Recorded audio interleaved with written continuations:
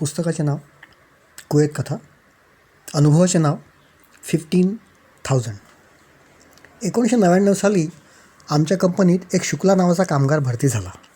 तो उत्तर भारतातल्या एका अशा लहानशा गावातून आला होता की जिथे सगळे गावकरी एकमेकांना ओळखत होते.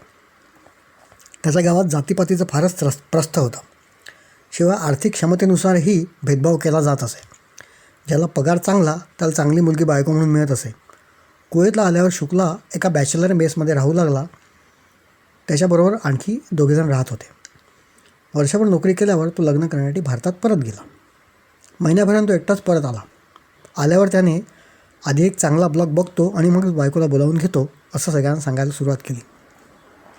नवीनच लग्न झालेलं असल्याने तो सतत बायकोला फोन करायचा. तेव्हा त्याला 100 दिनार पगार होता व तेव्हा दिनारचा भाव 150 भारतीय रुपये म्हणजे भारतीय चलनाप्रमाणे त्याला 15,000 रुपये एका महिन्याचा पगार होता. खोलीचं भाडं आणि खाण्यापिण्याचा खर्च सोडला तर उरलेला सगळा पगार बायकोला फोन करून तो संपवत असे. अशाने तो कधी पैसे जमवणार आणि कधी ब्लॉग घेणार आणि कधी बायकोला बोलावणार असं त्याच्याबरोबर राहणाऱ्या लोकांना वाटत असे. 3 महिने झाले तरी तो बायकोला कुवैतला आणण्याचं नाव काढेना. तेव्हा इतरांना काहीतरी गडबड असल्याचा संशय येऊ लागला. सगळा खर्च गेल्यावर पैसेच उरत नाही तर ब्लॉग कसा घेणार आणि बायकोला कशी आणणार असं तो सगळ्यांना सांगू लागला. फोनचा खर्च कमी कर तरच बायकोला आणू शकशील असं सगळ्यांनी त्याला सांगून पाहिलं पण व्यर्थ. 4थ्या महिन्यात त्याच्या आईने कंपनीच्या मॅनेजरला लिहिलेलं पत्र आलं आणि कंपनीच एकच हलकल्लोळ झाला. कंपनीच्या इतिहासात असं कोणी थेट मॅनेजरला पत्र लिहिलं नव्हतं. त्याच्या आईने तक्रार केली होती की तो मुद्दामच बायकोला कुवैतला नेत नाही व त्यामुळे त्यांच्या गावात त्यांच्या घराचं नाव बदनाम होत चाललं आहे. एक तर त्याने बायकोला लवकरात लवकर कुवैतला न्यावं किंवा कंपनीने त्याला कामावरून काढून टाकावं आणि भारतात परत पाठवावं असं निर्वाणीचं पत्र मॅनेजरला आल्यावर मात्र त्याने इकडून तिकडून पैसे गोळा केले. एक भाड्याचा ब्लॉक घेतला आणि बायकोला कुवैतला घेऊन आला. तोपर्यंत त्याच्या लग्नाला चांगले 6 महिने उलटून गेले होते आणि बायको 5 महिन्यांची गरोदर होती. कुवैतला आल्यावर महिनाभर सगळ्यांच्या घरी तो मानपान घेत फिरला. वासरात लंगडी गाय शहाणे या न्यायाने कामगार राहत असलेल्या मेसमध्ये मी एकटाच ऑफिसर राहत असल्यामुळे मला थोडा जास्त मान होता. इतरांपेक्षा फार काही हुशारी माझ्याकडे नसली तरीही कराटे, फोटोग्राफी आणि लेखन ह्या सगळ्या गोष्टी करत असल्याने सगळे कामगार उगीचच मला जास्त मान द्यायचे. आमच्या मेसमध्ये आल्यावर शुक्ला बायकोलाही माझ्या खोलीत घेऊन आला आणि माझी प्रचंड स्तुती करू लागला.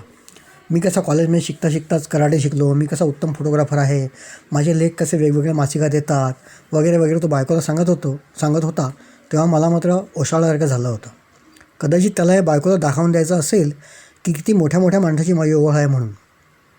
पगाराच्या दिवशी संध्याकाळी त्याच्या मेसमध्ये राहणारा एक कामगार घाईघाईत मला बोलवायला आला. शुक्लाच्या घरात काहीतरी मोठी भानगड झाली असल्याचं त्याने मला सांगितलं. पण नक्की काय झालं हे त्यालाही माहीत नव्हतं.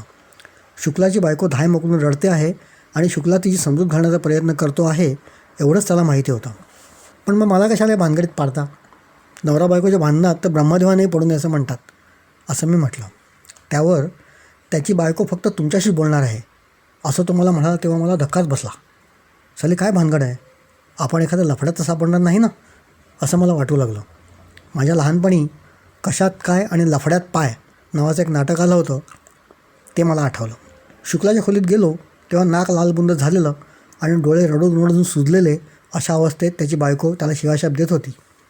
मी आत गेल्याबरोबर मिलनजी देखो इस कमीने ने मुझे कैसा फसाया असं म्हणून ती आणखीच मोठ्याने रडू लागली. मी फ्रीज उघडून तिला पेलावर पाणी दिलं तर ती त्याला म्हणाली, देखा इतनी भी अकल इनको नहीं है कि कोई रोता है तो उसको पाणी देना चाहिए असं म्हणून त्यांनी पेला तोंडाला लावला. तिच्या रडण्याचा पहिला भर ओसरल्यावर आणि तिने थांबत मला काय झालं हे सांगितल्यावर मला सगळी गोष्ट कळली. त्याचं असं झालं होतं. शुक्ला लग्न करण्यासाठी गावी गेला तेव्हा गावातली सगळ्यात जास्त शिकलेली आणि सगळ्यात श्रीमंत घरातली मुलगी बायको म्हणून करण्याची त्याला इच्छा झाली. तिला तोपर्यंत जी मुलं सांगून आली होती त्यापैकी सगळ्यात जास्त पगारवाला जो मुलगा होता त्याला महिन्याला 35,000 रुपये पगार होता. त्याच्याशीच तिने लग्न करावं असं तिच्या घरच्या लोकांचा विचार होता. पण तिने अजून निर्णय घेतला नव्हता. त्याचवेळी शुक्ला लग्नासाठी गावात जाऊन पोचला आणि तोही तिला पाहायला गेला. मुलगी बघण्याच्या वेळी मुलीच्या बापानं शुक्लाला विचारलं, मुलीला महिन्याला 35,000 रुपये पगार असलेला मुलगा सांगून आला आहे पण अजून आम्ही निर्णय घेतलेला नाही. तुला किती पगार आहे? 50,000. शुक्लाने इंग्लिश भाषेत उत्तर दिलं. किती? 50,000? मुलीच्या बापाने खात्री करण्यासाठी मातृभाषेत विचारलं. 50,000. शुक्लाने पुन्हा इंग्रजी भाषेतच उत्तर दिलं. 50 आणि 15 या 2 शब्दांमधला उच्चार शुक्लाने केला आणि मुद्दामच हिंदीऐवजी इंग्रजी भाषेत उत्तर दिलं. त्यामुळे मुलीच्या घरातल्या सगळ्यांना असं वाटलं की मुलाला 50,000 रुपये पगार आहे. त्यामुळे तिथल्या तिथे मुलगा पसंत असल्याचं मुलीच्या बापाने जाहीर केलं. लग्न झालं, हनीमून झाला आणि तुला महिनाभरात कुवेतला बोलावून घेतो असं बायकोला सांगून शुक्ला कुवेतला आला. त्याच्या बायकोच्या बोलण्यातून एका गोष्टीचा उलगडा होत गेला. तिच्या बापाने शुक्लाच्या देखत अनेकांना आमच्या जावयाला 50,000 रुपये पगार आहे असं अभिमानानं सांगितलं होतं आणि ते ऐकूनही शुक्ला गप्प बसला होता. तिला जर त्याने लगेचच कुवेतला आणली असती तर पहिल्याच पगारात तिला कळलं असतं की तिची घोर फसवणूक झाली आहे आणि तिने तडकाफडकी आधी गर्भपात करण्याचा आणि मग घटस्फोट घेण्याचा निर्णय घेतला असता. तसं होऊ नये म्हणून शुक्लाने मुद्दामच अनेक महिने वेळ वाया घालवला जेणेकरून त्याच्या बायकोने गर्भपात करू नये व त्याच्याशी घटस्फोट घेऊ नये.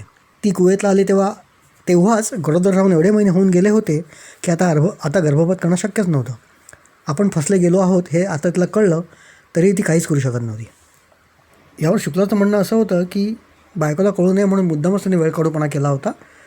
त्याने आजचं मरण फक्त उद्यावर ढकललं होतं.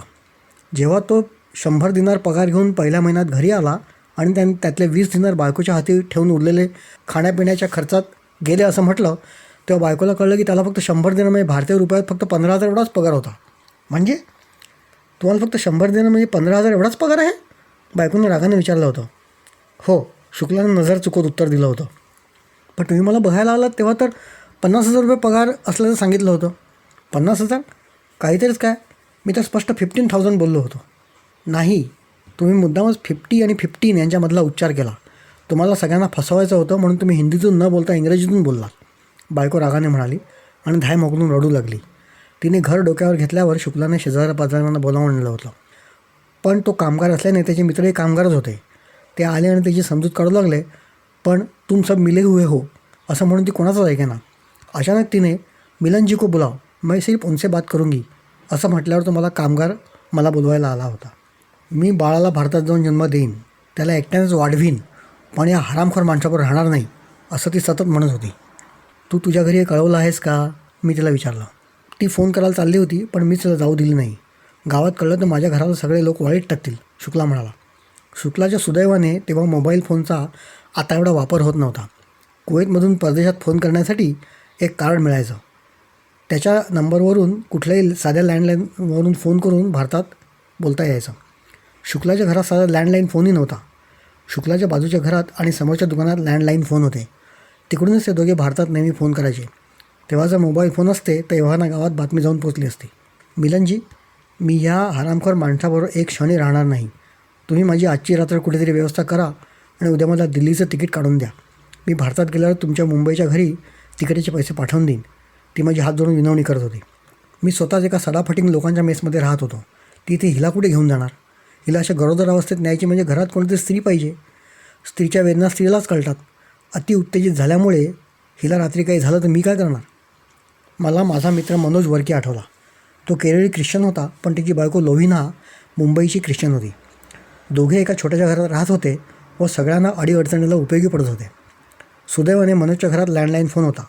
मी समोरच्या दुकानातून फोन करून त्याला तिथे बोलावलं आणि तो आल्यावर त्याला सगळी भानगड सांगितली. त्यांनी आधी बायकोला तिथे बोलावलं. ती स्वयंपाक करण्यात गरका होती पण आली बिचारी. दोघे शुक्लाच्या बायकोला त्यांच्या घरी घेऊन गेले. मी मनोजच्या घरी गेलो आणि शुक्लाच्या बायकोला उद्या दिवसभर मित्रांकडे फिरून उसने पैसे घेऊन संध्याकाळपर्यंत तुला दिल्लीचं तिकीट काढून देतो असं वचन देऊन घरी आलो. दुसऱ्या दिवशी तिच्या हातात घर सोपवून मनोज व लोहिना कामावर गेले. मी ऑफिसात गेलो आणि तासाभरात दोघा-तिघांकडून उसने पैसे मागून तिच्या तिकिटाचे पैसे जमवले व एजंटला संध्याकाळी मी फोन केला तरच तिकीट काढ असं सांगून शुक्लाच्या बायकोला भेटायला ऑफिसातून थेट मनोजच्या घरी गेलो. दिवसभरात ती बरीच सावरली होती.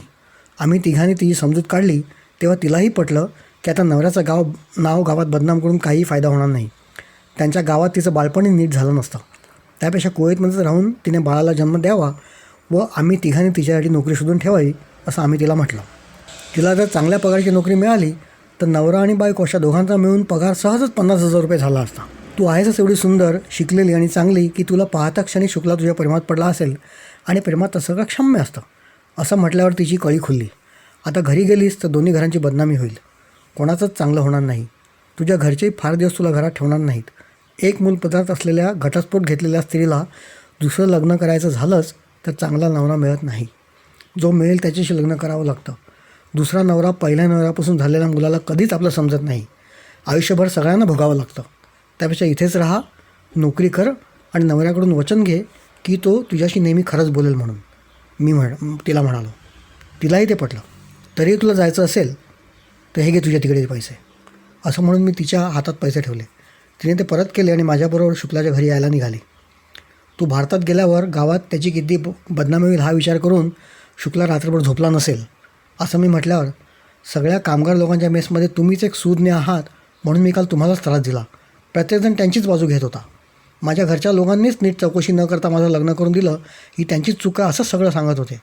कोणीही असं म्हणत नव्हता की तो चुकला आहे, त्याने मला फसवलं आहे. म्हणून मी काल तुम्हाला बोलावलं. आत्ताही बघा ना, तुम्ही फक्त माझाच विचार न करता तुम्ही त्यांचाही विचार करता आहात. असं ती बोलल्यावर मला थोडं ओशाळल्यासारखं झालं.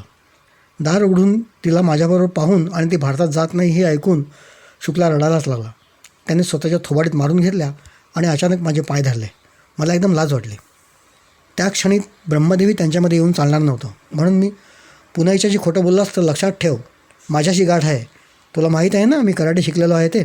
असा शुक्लाला प्रेमाचा दम देऊन मी तिथून निघालो तेव्हा माझ्या डोळ्यात पाणी होतं. फार वर्ष परदेशात काढल्याने भविष्यात माझं घर तर मोडून पडलं, पण माझ्या प्रयत्नांमुळे एक तुटणारं घर तुटलं नाही याचं समाधान मला आजही आहे.